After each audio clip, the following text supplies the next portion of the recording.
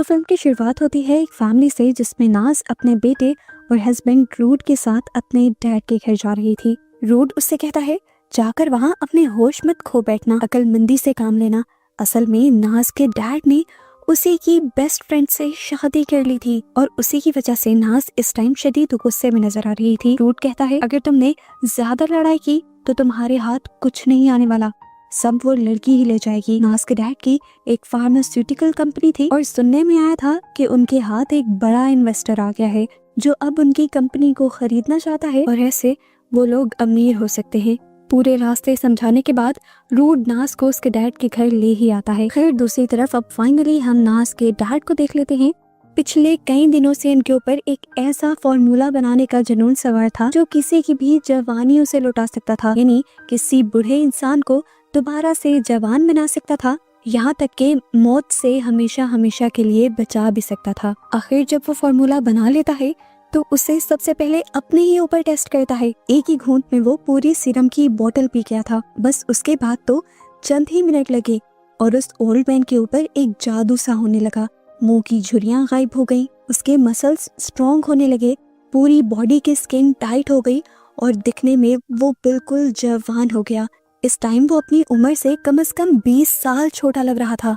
वो जब वॉशरूम में जाकर अपने आप को देखता है तो खुद एक मर्तबा शॉक रह जाता है। इस मेडिसिन के इतने अच्छे रिजल्ट्स मिल जाएंगे ये तो उसने खुद भी एक्सपेक्ट नहीं किया था। वो अपनी जवानी को एंजॉय कर रहा था लेकिन इस बात से बेखबर था कि जितनी ही तेजी से इस दवाई ने उसके ऊपर असर किया था उतनी ही तेजी से वो उसकी बॉडी के अंदर साइड इफेक्ट पिला रहा था, जिसे हम उसकी कमर के ऊपर देख सकते हैं एलर्जी के तौर पर। वो अब जल्दी से अपनी वाइफ करीना के पास आता है जो भी उसे एकदम से जवान देखकर शॉक रह जाती है। वो ना सिर्फ जवान हुआ था बल्कि उसके अंदर जवानों वाली एक्साइटमेंट भी आ गई थी। काफी देर तक जब उसकी वाइफ ऐसे ही शॉक रहती है कि ये सब हुआ कैसे, तो वो ओल्ड मैन उसे अपने फॉर्मूला के बारे में बताता है। वो कहता है कि इस मेडिसिन को पीने के बाद मैं अंदर से भी अपने आप को पावरफुल फील कर रहा हूँ और मैंने ये जो चीज बना दी है तुम्हें यकीन नहीं आएगा, ये खरीदने के लिए पूरी दुनिया मरने लगेगी और बड़ी बड़ी फार्मास्यूटिकल कंपनीज हमसे फॉर्मूला खरीदेंगी और हम माला माल हो जाएंगे। अभी तक भी वो इस बात से अनजान था कि इस सीरम ने साइड इफेक्ट भी कर दिया था। उसकी कमर पर जख्म बन गया था जो अब बढ़ता जा रहा था। खैर दूसरी तरफ रूड नाज को पूरे रास्ते समझाने के बाद आखिर उसे उसके डैड के घर ले आता है। उसका वेलकम करने के लिए करीना खुद बाहर आई लेकिन नाज ने उसे एक नजर नहीं देखा क्योंकि इस लड़की ने दोस्ती में धोखा दिया था, उसके ही डैड से शादी कर ली थी। यहाँ पर माहौल काफी टेंस लगता है जिसकी वजह से करीना भी उदास और परेशान हो जाती है। नाज का बेटा रेहान करीना से प्यार से मिलता है पर नाज अपने बेटे को दूर करते हुए उसे वार्न करती है कि आइंदा के बाद उसे हाथ लगाने की या उससे कुछ भी लेने की जरूरत नहीं। नाज अंदर आती है तो सबसे पहले अपने भाई के कमरे में जाती है।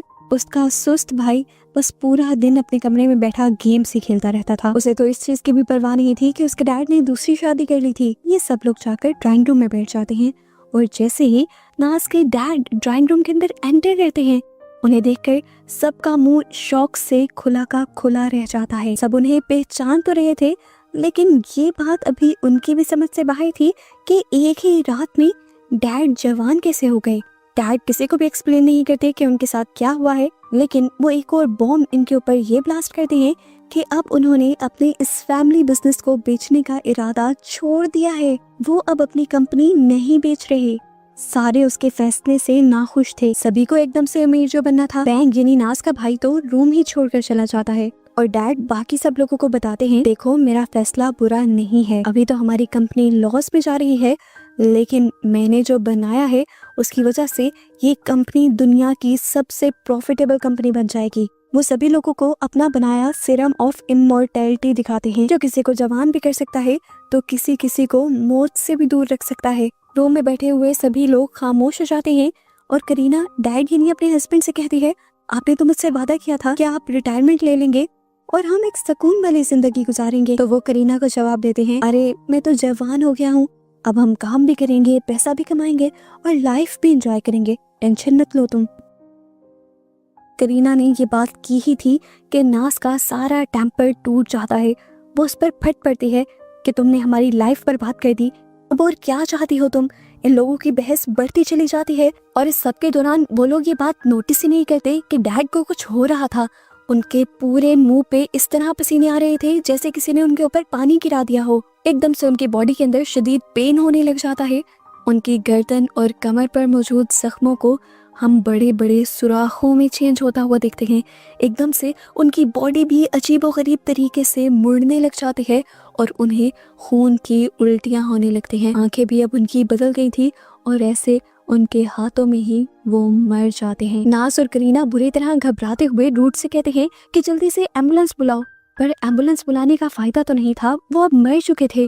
सभी लोग उदासी में डूब गए, लेकिन डैड तो दोबारा से जिंदा होकर खड़े हो गए। लेकिन अब वो इंसान नहीं रहे थे, वो बन चुके थे एक भयानक क्रिएचर यानी ज़ॉम्बी। उनकी आंखें बिल्कुल काली पड़ चुकी थी और अब वो नॉर्मल इंसान की तरह बिल्कुल भी एक्ट नहीं कर रहे थे। सभी लोग कंफ्यूज थे कि आखिर डैड को हो क्या गया। शोर की आवाज सुनकर उनका सर्वेंट भी यहाँ पर आ जाता है और एकदम से डैड की गर्दन पर हमला करते हुए दांतों से उसकी गर्दन का गोश्त उखाड़ लेते हैं। ऐसे ये सर्वेंट मर जाता है। जिसके बाद अब डैड ने हमला किया था उसी इन्वेस्टर पर जो उनसे बिजनेस डील करने के लिए अभी अभी यहाँ आए थे। वो आदमी अपने आप को हमले से तो बचा लेता है, लेकिन डैड के मुंह का सारा खून इस आदमी के ऊपर गिर जाता है। अब जाहिर सी बात है, सबको ये बात पता है कि ज़ॉम्बीज दूसरे इंसानों को अपने ब्लड के जरिए इन्फेक्टेड करते हैं, तो इस आदमी का भी ज़ॉम्बी में कन्वर्ट होना कंफर्म हो गया था।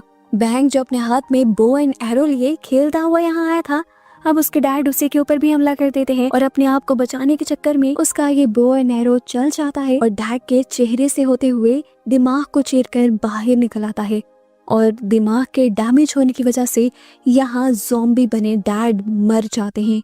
अभी बस इनकी जान एक ज़ॉम्बी से बची थी, बाकी सारा खतरा इनके ऊपर ऐसे ही मंडला रहा था। वो इन्वेस्टर जो डील करने के लिए आया था वो जाकर अपनी गाड़ी में बैठ जाता है, जबकि रूड उन्हें जाने से रोकता भी है। दूसरी तरफ बैंक को ये रिग्रेट होने लग गया था कि उसने अपने ही डैड को मार दिया। इसी पछतावे में वो यहाँ से भागकर कार में बैठ जाता है और नाज उसे संभालने के लिए आती है।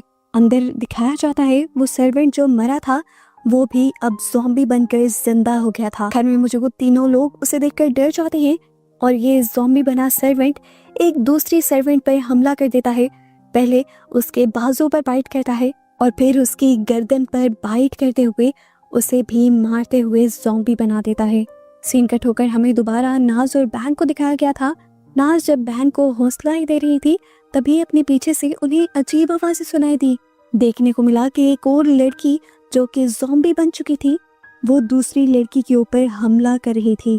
नाज जल्दी से उतरकर उसे देखने के लिए खड़ी हो जाती है तो वो लड़की उसी के ऊपर हमला करने के लिए बढ़ जाती है। बैंग अपनी बहन को बचाने के लिए उस ज़ॉम्बी के ऊपर अपनी गाड़ी चढ़ा देता है। ऐसे ज़ॉम्बी की हाफ बॉडी बुरी तरह क्रश हो जाती है, लेकिन इसके बावजूद भी वो ज़ॉम्बी जिंदा रहती है। घर पर बचे थे करीना, रूड, उसका बेटा और एक और सर्वेंट जो अपने आप को बचाने के लिए इस घर से भागने की कोशिश करते हैं। नाज भी जब अपने बेटे को लेने के लिए घर के अंदर आती है तो देखती है कि अब तो घर में कोई भी नहीं था।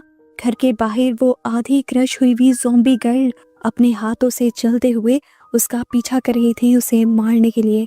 इधर अब हमें उस इन्वेस्टर को दिखाया जाता है जो भी पूरी तरह ज़ॉम्बी में बदल गया था।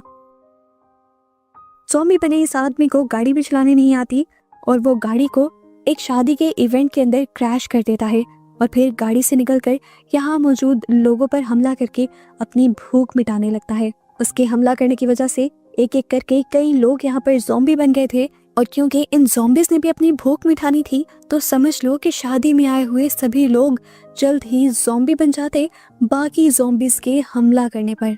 और बिल्कुल ऐसा ही होता है। थोड़ी देर बाद दिखाया जाता है कि उस शादी में आए हुए सभी के सभी लोग ज़ॉम्बी बन जाते हैं और बुरी तरह एक दूसरे से ही हमले में लगे होते हैं।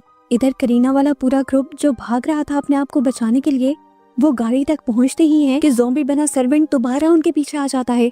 करीना नाज के बेटे को बचाने के लिए उसे पीछे कर देती है और खुद आगे हो जाती है, पर अपने आप को भी तो वो ज़ॉम्बी के हवाले नहीं कर सकती थी। वो कार के ही अंदर पड़ा हुआ एक टूल उठाते हुए ज़ॉम्बी के सर में मारती है, पर इससे भी ज़ॉम्बी को कुछ नहीं होता और थोड़ी देर बाद इनकी किस्मत चल जाती है। यहाँ बारिश होने लगती है जिसकी वजह से ये ज़ॉम्बी कमजोर हो जाता है और मौका पाकर ये लोग यहाँ से भाग जाते हैं। इसी सब के दौरान नाज भी रूट से कांटेक्ट करने में कामयाब हो गई थी। वो उनसे उनके बारे में पूछती है। वो सब कहते हैं कि हम ठीक हैं अभी। तो नाज उन सबसे कहती है कि वो करीबी किसी भी सेफ हाउस में चले जाएं ताकि कुछ देर बाद नाज और बैंग भी उनके पास आ सकें। नाज ने जो घर बताया था ये सब भागकर उस घर में तो पहुंच गए, पर देखने को मिला कि ये घर भी चारों तरफ से ज़ॉम्बीज से घिर चुका था। बड़ी मुश्किल से करीना, रूड और उसका बेटा तो घर के अंदर आ ही जाते हैं, पर सर्वेंट उनकी मारी जाती है ज़ॉम्बीज के हाथों। नैस और बैंग भी उस घर की तरफ ही बढ़ रहे थे।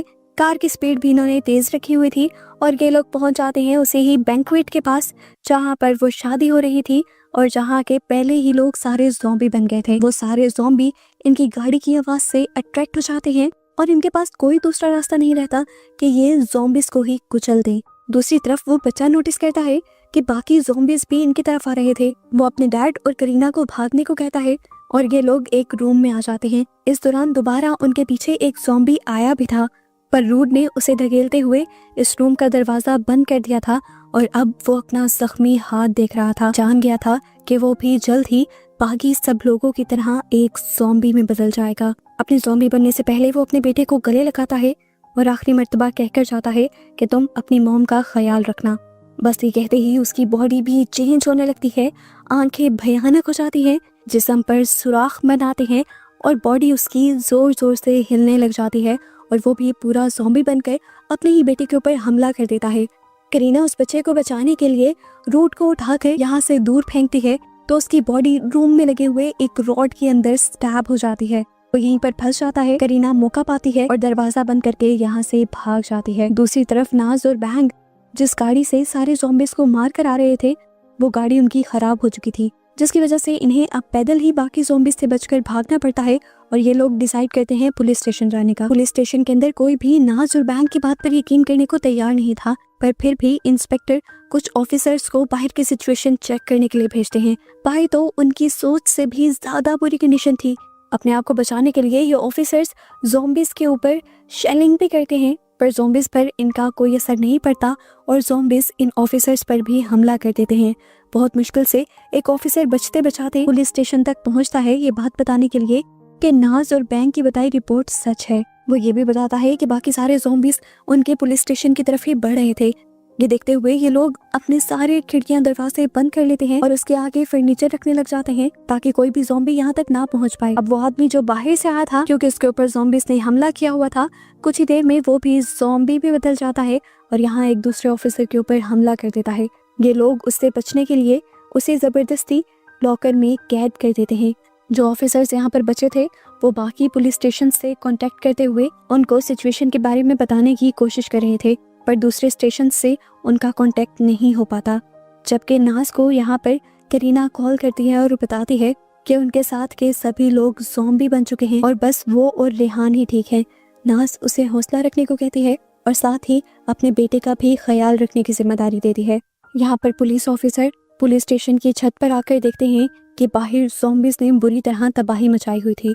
वो बैंक और नाज से कहते हैं कि आप लोगों को हमारा साथ देना होगा, हमें इन ज़ॉम्बीज से लड़ना होगा। ये लोग ज़ॉम्बीज से बचने के लिए पूरी तैयारी करते हैं, बुलेट प्रूफ जैकेट्स पहनते हैं, मास्क वगैरह लगाते हैं और उसके बाद शेलिंग गन्स लेकर बाहर निकल आते हैं। शेलिंग गन्स चलाकर वो शोर करके पहले सभी ज़ॉम्बीज को अट्रैक्ट करके एक जगह लेकर आते हैं और फिर उनके ऊपर गोलियां मारते हुए उन्हें खत्म कर ही रहे होते हैं कि सिचुएशन और ज्यादा बिगड़ जाती है। इन गोलियों की आवाज से ज़ॉम्बीज का एक दूसरा ग्रुप यहाँ पर अट्रैक्ट हो जाता है। सिचुएशन इनके हाथ से निकल चुकी थी, किसी भी मिनट इनके ऊपर भी हमला हो सकता था, लेकिन किस्मत इनका साथ देती है और यहाँ पर बुरा तूफान आ जाता है। तूफानी बारिश की वजह से सभी ज़ॉम्बीज चलना फिरना और बोलना बंद कर देते हैं और इन लोगों को मौका मिल जाता है यहाँ से भागने का। दूसरी तरफ नाज का हस्बैंड, जिसे करीना ने उस स्टिक के अंदर स्टैब कर दिया था, वो भी अपने आप को निकालने में कामयाब हो जाता है और ज़ॉम्बीज की तरह गुर्राते हुए इस घर के पास बहुत सारे ज़ॉम्बीज को इकट्ठा कर लेता है। इस घर के अंदर करीना, नाज का बेटा और इन्हें एक और लड़की भी मिली थी। तीनों की जान खतरे में पड़ जाती है। वो इस घर से निकलती हैं ये सोचते हुए कि ये लोग बच जाएंगी, पर बाहर तो और भी बहुत सारे ज़ॉम्बीज थे। पर किस्मत इनकी अच्छी थी कि इन्हें यहाँ पर एक बाइक मिल गया और ये तीनों बैठकर उस बाइक को चलाते हुए यहाँ से भाग गईं। दूसरी तरफ करीना और बैंक भी अपने आप को बचाने के लिए एक ट्रक के अंदर बैठ गए थे। नाज रोने लगी थी क्योंकि उसे पता था कि अब उसके पास कुछ भी नहीं बचा, लेकिन तभी वो देखती है कि करीना और उसका बेटा बाइक पर बैठे उन्हीं की तरफ आ रहे थे। उन्हें देखकर नैस बहुत ज़्यादा खुश हो जाते हैं, लेकिन तभी नोटिस करती है कि बहुत सारे ज़ॉम्बीज़ उसके पीछे आ रहे थे। सभी ज़ॉम्बीज़ को मारने के लिए वो अपना ट्रक उनके ऊपर चढ़ा देती है, जिससे काफ़ी सारे ज़ॉम्बीज़ तो मर जाते हैं, लेकिन काफ़ी सारे ज़ॉम्बीज़ इसी ट्रक के आसपास ही जुड़ जाते हैं। कुछ ही देर में ट्रक की ब्रेक्स भी फेल हो जाती हैं और बैंक पुलिस स्टेशन में ऑफिसर को कॉल करके बताता है कि बाहर ज़ॉम्बीज़ की सिचुएशन और भी ज़्यादा ख़राब हो गई है और हम अपने आप को बचाने के लिए पुलिस स्टेशन की तरफ ही बढ़ रहे हैं। अभी वो बात कर ही रहे थे कि उनसे ये ट्रक कंट्रोल नहीं होता और जाकर इसी बिल्डिंग के अंदर क्रैश हो जाता है। सभी लोग इस ट्रक से निकल जाते हैं, पर बैंक की टांग इसी ट्रक के अंदर फंस जाती है। सभी ज़ॉम्बीज़ का इनके ऊपर हमला हो जाता है और ना चाहते हुए भी ये काफ़ी सारे ज़ॉम्बीज़ का शिकार हो जाते हैं। एक ऑफिसर यहाँ पर था जो अभी तक ज़ॉम्बी का शिकार नहीं हुआ था, लेकिन वो इस मुश्किल घड़ी में अपने आप को बचाने के बजाय नाज और करीना से कहता है आप लोग यहाँ से भाग जाएं, लेकिन नाज भी उनको छोड़कर जाने वाली नहीं थी। वो यहाँ ज़ॉम्बी से लड़ती है और इस सारी लड़ाई के अंदर उसका भी बाजू जख्मी हो जाता है, जिसका मतलब था कि वो भी जल्दी ज़ॉम्बी में बदल जाएगी, लेकिन अभी तक वो इस बात से अनजान थी। ऑफिसर इन सब को यहाँ से चले जाने को कहता है। वो जानता था कि ज़ॉम्बीज़ जलने से मर जाते हैं, इसीलिए इन तीनों को इस पुलिस स्टेशन से निकाल कर वो अपनी जान की कुर्बानी देते हुए यहाँ पर एक धमाका कर लेता है। सभी ज़ॉम्बीज़ जो इसी पुलिस स्टेशन के आसपास थे वो सब के सब उस धमाके में मारे जाते हैं और बच जाते हैं सिर्फ नाज, करीना और नाज का बेटा। यहाँ आकर नाज नोटिस करती है कि उसका बाजू जख्मी था और वो भी जल्दी इन्फेक्टेड हो जाएगी। वो अपने बेटे को गले लगाती है और करीना से अपनी सारी नाराज़गी दूर करते हुए उसे कहती है तुमने जो किया मैंने तुम्हें उसके लिए माफ़ किया, अब तुम मेरे बेटे का अच्छे से ख्याल रखना। जिसके बाद वो अपने आप को भी गोली मार देती है और यहाँ इसी सीन के एंड पर हमें बहुत सारे जले हुए ज़ॉम्बीज़ को आसपास भटकते हुए दिखाया जाता है। खैर इस सब को काफ़ी वक्त गुजर जाता है। देखने को मिला कि करीना उस बच्चे का काफ़ी अच्छे से ध्यान रख रही थी। फिलहाल के लिए इस ज़ॉम्बी वायरस ने इंसानों की जान छोड़ दी थी, लेकिन हमेशा के लिए नहीं, क्योंकि एक दूसरे मुल्क के अंदर हम नाज के डैड के एक पुराने बिजनेसमैन को देखते हैं जिसके पास भी आज वही मेडिसिन थी जिससे वो ज़ॉम्बी इन्फेक्शन फैलना शुरू हुआ था। वो भी इसी मेडिसिन को खोलकर पी जाते हैं और इससे अंदाज़ा होता है कि वहाँ पर भी अब ज़ॉम्बी वायरस फैलने वाला है और किस हद तक फैलेगा, इसी मिस्ट्री के साथ ये मूवी यहाँ पर ख़त्म हो जाती है।